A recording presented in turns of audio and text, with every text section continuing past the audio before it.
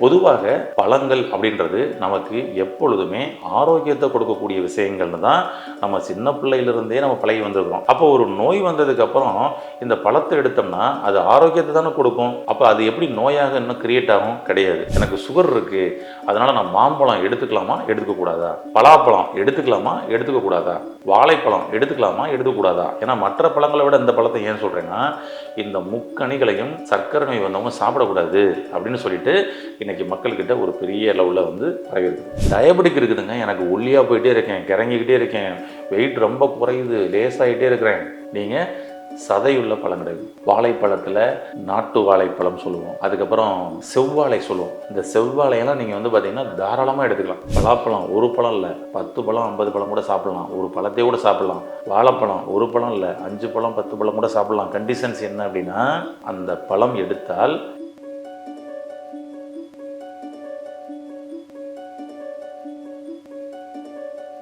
Health cafe நேயர்களுக்கு வணக்கம். சர்க்கரை நோயாளிகள் பழம் சாப்பிடலாமா சாப்பிடக்கூடாதா? இது ஒரு பெரிய கேள்வியாக இருக்குதுங்க. பழம் சாப்பிட்டா சுகர் ஏறிடுமோ அப்படின்ற ஒரு பயத்தினால சர்க்கரை நோய் வந்ததுலேருந்தே லைஃப் டைம் பழம் சாப்பிட்றதையே இன்னைக்கு அவாய்ட் பண்ணிக்கிறாங்க பல பேர். சில பேர் மட்டும்தான் இல்லை பழம் நல்லது நம்ம எடுத்துக்கலாம் அப்படின்றத எடுத்துக்கிறாங்க. இப்போ உண்மையிலேயே பழம் எடுத்துக்கலாமா அப்படின்றது நிறைய பேருக்கு கேள்வியாக இருக்கிறதுனால அது சம்பந்தப்பட்ட ஒரு விளக்கத்தை தான் இந்த வீடியோவில் இப்போ நம்ம பார்க்க போகிறோம். பொதுவாக பழங்கள் அப்படின்றது நமக்கு எப்பொழுதுமே ஆரோக்கியத்தை கொடுக்கக்கூடிய விஷயங்கள்னு தான் நம்ம சின்ன பிள்ளையிலிருந்தே நம்ம பழகி வந்திருக்கிறோம். அப்போ ஒரு நோய் வந்ததுக்கு அப்புறம் இந்த பழத்தை எடுத்தோம்னா அது ஆரோக்கியத்தை தானே கொடுக்கும். அப்போ அது எப்படி நோயாக இன்னும் கிரியேட் ஆகும்? கிடையாது. முதல் விஷயம் அதை முதல்ல அந்த பயத்தை தூக்கி போடுறதுக்கான ஒரு விஷயமே அதுதான். ஏன் உங்களுக்கு ஈஸியாக ஒரு உதாரணம் சொல்கிறேன், ஏன் அப்படி சொல்கிறேன்ட்டு. உதாரணத்துக்கு, உங்களுடைய உறவினர்களோ நண்பர்களோ யாரோ ஒருத்தவங்க உடம்புக்கு முடியாமல் இருக்கிறாங்க, ஹாஸ்பிட்டலில் அட்மிட் ஆகிருக்கிறாங்க. நீங்கள் அவங்கள பார்க்க போகிறீங்க. உங்கள்கிட்ட வீட்டில் இருக்கக்கூடிய பெரியவங்க என்ன சொல்லி விடுவாங்க? இப்பா அண்ணனுக்கு உடம்பு முடியலப்பா, அவருக்கு போகும்பொழுது பழம் வாங்கி கொண்டு போய் பார்த்துட்டு வா அப்படின்னு சொல்லுவாங்க. நீங்களே பாருங்கள், உங்களுடைய குழந்தைக்கும் இப்போயும் அதே அட்வைஸ் தான் கொடுப்பீங்க, சரிங்களா? அந்த மாதிரி சித்தப்பாவுக்கு உடம்பு முடியல, பெரியப்பாவுக்கு உடம்பு முடியல, பழங்களும் வாங்கி கொண்டு போய் கொடுத்துட்டு பார்த்துடுவாங்க அப்படின்னு. அது என்னங்க, அப்போனா பழம் ஒரு நோயாளியை பார்க்க போகணுன்னா பழம் வாங்கி கொண்டு போய் கொடுக்குறோன்னா என்ன அர்த்தம்? பழம் ஆரோக்கியத்தை கொடுக்கும். யாராவது நம்ம போகிறப்ப இந்த மாதிரி உடம்பு முடியல, அவங்களுக்கு கொஞ்சம் இட்லி, பொங்கல், இடியாப்பம், பிரியாணி இப்படிலாம் வாங்கிட்டு போயிருக்கோமா? இன்றைக்காவது பழம் தான். அதுக்கப்புறம் இப்போ நிறைய இந்த பாட்டிலில் அடைச்ச பவுடர்ஸ் எல்லாம் நிறைய நம்ம வாங்கி கொண்டு போனோம். ஹார்லிக்ஸு, பூஸ்ட்டு அப்படின்லாம் கொண்டு போய்க்கிருந்தோம். இப்போ கிட்டத்தட்ட அதுவும் மாறிடுச்சு. ஆமாம். அப்போ பார்த்திங்கன்னா பல உணவுகள் என்றென்றைக்கும் ஆரோக்கியத்தை கொடுக்கக்கூடிய உணவுகள். இதில் நிறைய பேருக்கு சில கன்ஃபியூஷன். இதில் நான் எந்த பழத்தை நான் எடுத்துக்கிறது? எனக்கு சுகர் இருக்குது, அதனால் நான் மாம்பழம் எடுத்துக்கலாமா எடுத்துக்க கூடாதா, பலாப்பழம் எடுத்துக்கலாமா எடுத்துக்க கூடாதா, வாழைப்பழம் எடுத்துக்கலாமா எடுத்துக்கூடாதா? ஏன்னா மற்ற பழங்களை விட இந்த பழத்தை ஏன் சொல்கிறேன்னா, இந்த முக்கணிகளையும் சர்க்கரை நோய் வந்தவங்க சாப்பிடக்கூடாது அப்படின்னு சொல்லிட்டு இன்னைக்கு மக்கள்கிட்ட ஒரு பெரிய லெவலில் பரவி இருக்குது. அப்போ அதை அவாய்ட் பண்ணிக்கிறாங்க. ஆமாம். ஆனால் இந்த முக்கணிகளும் நீங்கள் தாராளமாக சர்க்கரை நோயாளிகள் எடுத்துக்கொள்ளலாம். ஆனால் ஒரு கண்டிஷன் இருக்குது. அந்த கண்டிஷன்ஸ் அந்த அதை பயன்படுத்திட்டு எடுத்திங்கன்னா பெட்டர். எப்படி எடுக்கணும் அப்படின்றதையும் நான் உங்களுக்கு சொல்கிறேன், எடுத்துக்கலாம். அப்போ சர்க்கரை நோயாளிகள் எந்தெந்த பழங்கள்லாம் சாப்பிடலாம், எந்தெந்த பழங்கள்லாம் அவாய்ட் பண்ணணும் அப்படின்னு சொல்லிட்டு ஒரு பெரிய பட்டியல் கொடுங்க சார் அப்படின்னு நிறைய பேர் கேட்குறாங்க. ஆமாம், ஆக்சுவலி நான் என்ன பொறுத்தளவுக்கு என்ன சொல்கிறேன்னா, எல்லா பழங்களும் சாப்பிடலாம். எந்தெந்த பழங்கள் யார் யாருக்கு எடுத்துக்கணுன்றத ஒரு சின்னதாக ஈஸியாக உங்களுக்கு புரிகிற மாதிரி சொல்கிறேன். பழங்களில் நமக்கு பார்த்திங்கன்னா சதையுள்ள பழங்கள், சாறுள்ள பழங்கள்னு நீங்கள் ரெண்டாக பிரிச்சுங்க. அவ்வளோதான். சதையுள்ள பழங்கள், சாறுள்ள பழங்கள் அப்படி வச்சுங்க. ஏன்னா அதுக்குள்ளே நிறைய வெரைட்டியாக பிரிக்கலாம். அது சிட்ரிக் ஆசிட் ஃப்ரூட்ஸு, சரிங்களா, அப்படிலாம் நம்ம பிரிக்கலாம். அப்புறம் அதுக்குள்ளே வைட்டமின் கே இருக்குது, பி இருக்குது, சி இருக்குது, ஏ இருக்குது, இப்படியெல்லாம் பிரிக்கிறதெல்லாம் நான் விட்டுட்டேன். நீங்கள் சதையுள்ள பழங்கள், சாறுள்ள பழங்கள் இப்படி எடுத்துங்க. அவ்வளோதான், முடிஞ்சு போச்சு. ஈஸியாக உங்களுக்கு புரியணுன்றதுக்காக நான் இந்த இதுக்கு வந்துட்டேன். ஏன்னா இல்லைனா கண்ணுக்கு வைட்டமின் ஏ வேணும் அப்படின்னா நீங்கள் கருப்பு திராட்சை சாப்பிடுங்க, போனுக்கு வைட்டமின் சி வேணும் அப்படின்னா நீங்கள் கொய்யா சாப்பிடுங்க, ஆரஞ்சு சாப்பிடுங்கன்னு சொல்லிட்டு அந்த காலகட்டங்கள்லாம் தாண்டி இப்போ உங்களுக்கு ஈஸியாக புரியணுன்றதுக்காக இப்படி ரெண்டாக பிரிச்சுக்கிட்டேன். அப்போ சதையுள்ள பழங்கள் யார் எடுத்துக்கணும், சாறுள்ள பழங்கள் யார் எடுத்துக்கணும் அப்படின்றதுக்குள்ளே நம்ம போவோம். அப்போ ஒருத்தர் ஒல்லியாக இருக்கிறது, அப்போ அவருக்கு கொஞ்சம் குண்டாகணும், பார்க்குறதுக்கு கொஞ்சம் ரொம்பவும் ஒல்லியாக இருக்கிற, ஏன் வீக்காக இருக்கிற மாதிரி இருக்கிற, நல்ல டாக்டரை பார்த்தியா, நல்ல மருந்து எடுத்தியா, நல்லா சாப்பிட்றியா அப்படின்னு எங்கள் கூட்டத்துக்குள்ளே போனாலும் அட்வைஸ் பண்ணிக்கிட்டே இருக்கிறாங்க. அவங்களுக்குள்ள ஒரு தாழ்வு மனப்பான்மை. அப்போ அவர்கள் பழம் எடுத்தே நல்ல பூரிப்பாக மாற முடியும். எது மாதிரியான பழம் எடுக்கணும் அப்படின்னம்னா அவர்கள் எல்லாம் சதையுள்ள பழங்களாக எடுக்கணும். சதையுள்ள பழங்கள்னா பாருங்களேன், ஆரஞ்சு, சப்போட்டா, கொய்யா, இப்பெல்லாம் பாருங்க எல்லாமே போனால் சதையுள்ள பழங்கள். இது மாதிரி சதையுள்ள பழங்களாக எடுக்கணும். அவர்களுக்கு ஆட்டோமேட்டிக்காக கொஞ்சம் நல்ல பூரிப்பாக உடம்பு வந்து வைக்கும். அதே ஒல்லியாக இருக்கிற ஒரு சதையுள்ள பழங்களா, அப்போ வந்து பார்த்தீங்கன்னா குண்டாக இருக்கிறவங்கெல்லாம் சாருள்ள பழங்கள் அதிகமாக எடுத்துக்கணும். அவ்வளோதாங்க, ரொம்ப ஈஸியான வே. இப்போ சாருள்ள பழங்கள், இப்போ ஆரஞ்சு, சாத்துக்குடி, கருப்பு திராட்சை, மாதுளை, இப்படி எப்படிலாம் இருக்குது பார்த்தீங்களா, இது எல்லாமே சாறு அதிகமாக வரும். அதை எடுத்தோம்னா ஃபுல்லாக சாராக வரும். இப்போ இந்த சாருள்ள பழங்களை அவங்க அதிகமாக எடுத்துக்கிட்டாங்க அப்படின்னா அவங்களுடைய சர்க்குலேட்டிவ் சிஸ்டம் சூப்பராக ரெடி ஆகும். வெயிட்டும் ஃபிட் ஆவாங்க. எக்ஸஸாக போட்டுக்கிற ஊளை சதைகள் கரைந்து ஃபிட்டாக இருப்பாங்க. குண்டாகவே இருந்தால் கூட ஃபிட்டாக இருக்காங்கப்பா இவங்க அப்படின்னு சொல்லுவாங்க சில பேரை. அது மாதிரி மாற்றம் வரும், வெயிட்டும் குறையும். உங்களுக்கு குறிப்பாக சர்க்குலேட்டிவ் சிஸ்டம், ரத்த ஓட்ட மண்டலம் சூப்பராக சீராகும். பெருங்குடல், சிறுநீரக மண்டலம் ரெண்டும் சூப்பராக சந்தோஷப்படும். அப்பா சாமி சூப்பர்ப்பா அப்படின்னு. ஏன்னா நீங்கள் குண்டான உடனே இவங்க 2 பேரும் தான் கவலைப்படுவாங்க. லிவரு, கிட்னி, சரிங்களா, லார்ஜ் இன்டெஸ்டைன், இவங்க தான் கவலைப்படுவாங்க. ஐயோ ஏற்கனவே ஒரு குண்டா இருக்கிறாரு, இன்னும் போட்டு இப்படி சாப்பிட்டு இருக்கிறாரு இந்த மாதிரி இருக்கும். இவர்கள் எல்லாம் சாருள்ள பழங்கள் எடுங்க. குசி ஆயிரும் நம்ம உடம்பே.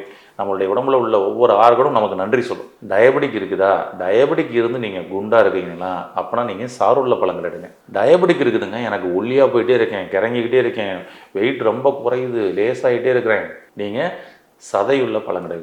வாழைப்பழத்தில் நாட்டு வாழைப்பழம் சொல்லுவோம், அதுக்கப்புறம் செவ்வாழை சொல்லுவோம். இந்த செவ்வாழையெல்லாம் நீங்கள் வந்து பார்த்தீங்கன்னா தாராளமாக எடுத்துக்கலாம். ஆமாம், ஐயோ டயபெட்டிக்னால வாழைப்பழத்தையே விட்டுட்டேங்க நிறைய பேர். நாங்கள் இங்கே நம்மளுடைய சிகிச்சை மையத்தில் ஃபஸ்ட்டு விஷயமே என்னென்னா காலை உணவு பழம் மட்டும்தான் எடுக்கணும். அதான் ஃபஸ்ட்டு கண்டிஷனே.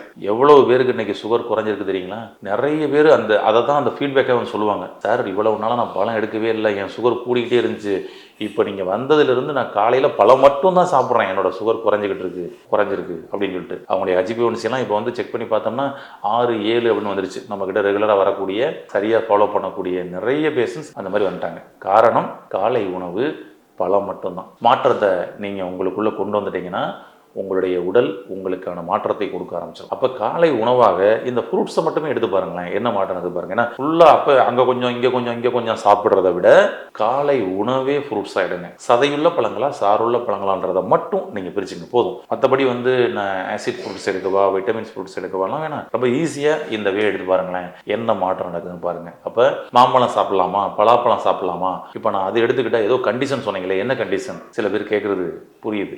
என்ன கண்டிஷன் அப்படின்னா, மாம்பழம் ஒரு பழம் இல்லை, இவ்வளோ பழம் கூட சாப்பிடலாம். 5 பழம் 50 பழம் கூட சாப்பிடலாம். பலாப்பழம் ஒரு பழம் இல்லை, 10 பழம் 50 பழம் கூட சாப்பிடலாம். ஒரு பழத்தை கூட சாப்பிடலாம். வாழைப்பழம் ஒரு பழம் இல்லை, 5 பழம் 10 பழம் கூட சாப்பிடலாம். கண்டிஷன்ஸ் என்ன அப்படின்னா, அந்த பழம் எடுத்தால் 2 மணி நேரத்திற்கு வேற எந்த உணவும் நீ எடுத்துக்கூடாது. அந்த பழம் சாப்பிட்றதுக்கு முன்னாடியும் 1 மணி நேரத்திற்கு வேற எந்த உணவும் எடுத்திருக்கவும் கூடாது.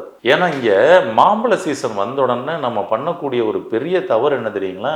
சாப்பிடும் பொழுது வெஞ்சனத்துக்கு கட் பண்ணி வச்சு கொஞ்சம் சாப்பாடு ஒரு மாம்பழம், கொஞ்சம் சாப்பாடு ஒரு மாம்பழம், இப்படி தான் இன்னைக்கு சாப்பிட்டுக்கிட்டு இருக்கிறாங்க. அப்போ அவங்களுக்கு சுகர் சல்லுன்னு ஏறிடும். ஏன்னா இந்த பழங்களில் வந்து பார்த்தீங்கன்னா வந்துட்டு டைரக்ட் குளுக்கோஸ் அப்படின்னு சொல்லலாம். இவருக்கு வந்து இன்சுலினே தேவையில்லை, நேரடியாக ரத்தத்தில் கலந்துருவார். ஃப்ரக்டோஸ் அப்படிமோ.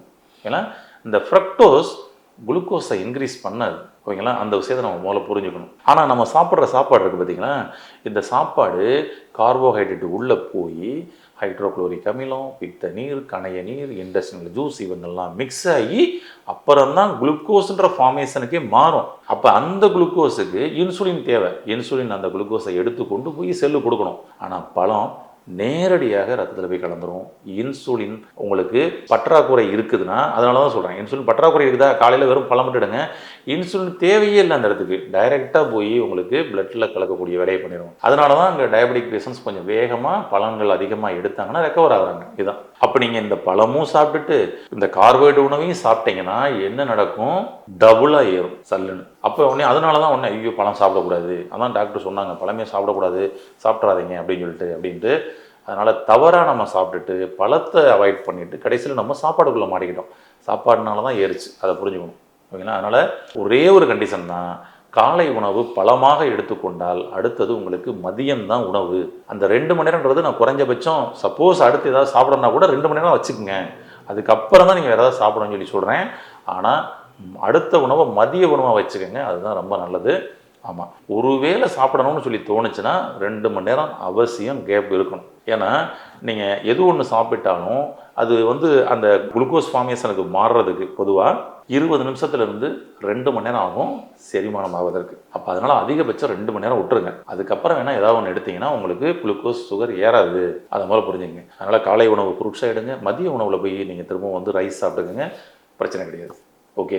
அதனால் பல சீசன், இப்போ நமக்கு வெயில் சீசன் ஆரம்பிக்கப்படும் பொழுது பல சீசன் ஆரம்பிச்சிடும் பாருங்கள். நேச்சரோட அதை பார்த்தீங்கன்னா வெயில் ஆரம்பிச்சுன்னா இங்கே பார்த்தீங்கன்னா பூரா நீர்க்காய்களாக வரும், எல்லாமே ஃபுல்லாக குளிர்ச்சிப்படுத்துகிற பழங்களாக வரும். நேச்சரே அப்படி தான் விளைய வைக்குது. அப்போ இந்த பழங்களை இந்த வெயில் காலங்களில் அவசியம் நீங்கள் எடுத்துக்கங்க. ஏன் அப்படின்னா சர்க்கரை நோய் என்பது சூட்டு நோய். உங்களுக்கு உடல் சூட்டினால ஏற்பட்ட நோய் தான் அது. உடல் சூட்டை தணிப்பதற்கு பழங்கள் மிக அருமையாக பயன்படும். ஆமாம், அதனால தான் அதை சூட்டு நோயினால மதுமேக நோய் அப்படின்னாங்க. அவ்வளோதான். மதுமேகனா உடல் சூடு நோய், உடல் சூட்டு நோய், அதுதான் அது. அப்போ பழங்களை நீங்கள் நல்லா எடுத்துக்கலாம். இந்த வெயில் காலத்தில், வெயில் காலம் ஆரம்பிக்க போகுது இப்போ நமக்கு, அந்த வெயில் காலம் முழுவதும் அவசியம் பழம் எடுத்துக்கங்க. உங்களுடைய சர்க்கரையை குறைத்து கட்டுப்படுத்தி உங்களால் நீங்களே ஆரோக்கியமாக வாழ்வதற்கான வழியை தேடிக்கொள்ள முடியும். அதனால் தினம்தோறும் காலை உணவாக பழங்களை எடுப்போம், என்றென்றும் ஆரோக்கியமாக வாழ்வோம். நன்றி, வணக்கம். இந்த வீடியோ உங்களுக்கு பிடிச்சிருந்தா லைக் பண்ணுங்க, ஷேர் பண்ணுங்க, கமெண்ட் பண்ணுங்க. மறக்காம ஹெல்த் கஃபே தமிழ் சேனலை சப்ஸ்கிரைப் பண்ணிட்டு பெல் பட்டனை கிளிக் பண்ணிடுங்க.